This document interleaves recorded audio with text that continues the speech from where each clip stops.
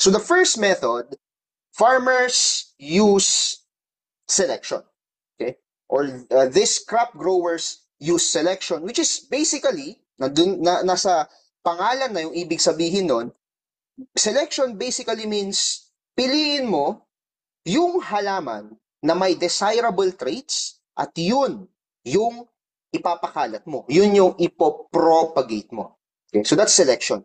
So piliin mo, the first step is to look for the crop that you want, look for the trait that you want to have, then piliin mo yung crop na nagmamanifest ng trait na yun, and then you propagate them.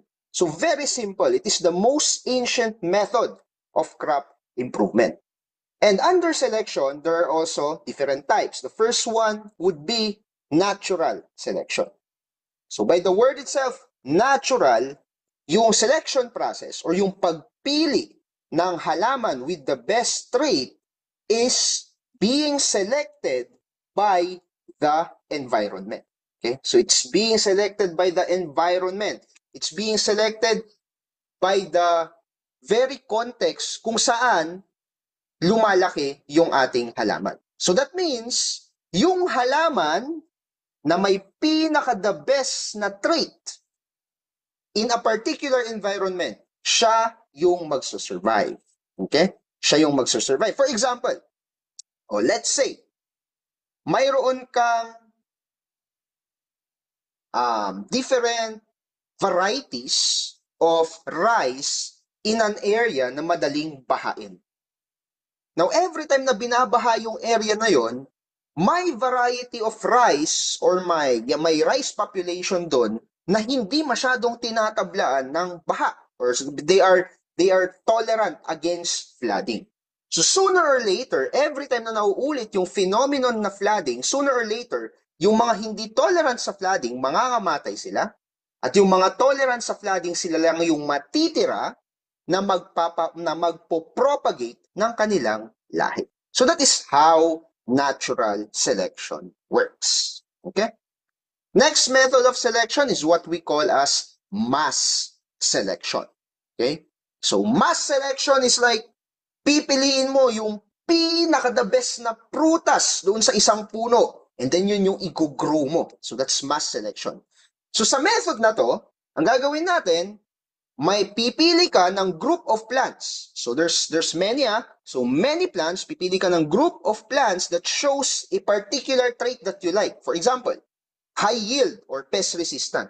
And then yun yung pipiliin mo and then next cropping season, yun yung ipopropagate mo. Okay? Now to make it more tangible, isipin nyo na lang, traditionally speaking, si farmer for example, nagtanim ng corn.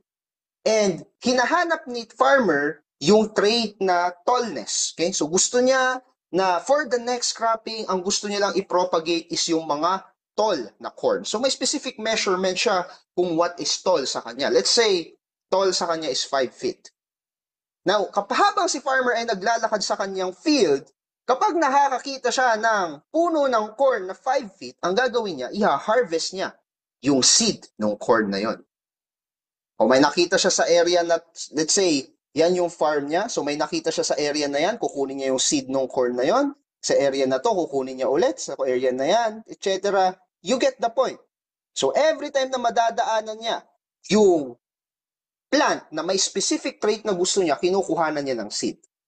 Next season, anong gagawin ni farmer? Yung seed na kanyang nakalap, yun ang kanyang itatanim for the next season. So anong result nun? Ang result nun, more than likely, yung mga itatanim niya na bagong seeds na galing doon sa mga tall corn seeds, more than likely, matatangkad din ang itutubo ng mga susunod na itatanim niya. So that's mass selection.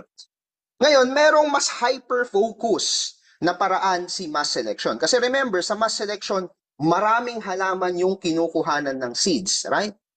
However, meron tayong another one that is more focused than mass. We call it as pure line selection. So pure line selection, this is more precise. Okay? So instead of the farmer picking a group of plants, ang gagawin niya, mamimili siya ng isang superior plant So doon sa kanyang field, nakakita siya ng isang superior plant, napakaganda ng bunga, resistant sa pest, matangkad, etc., high yielding. Kukunin niya yung buto na yan. Okay?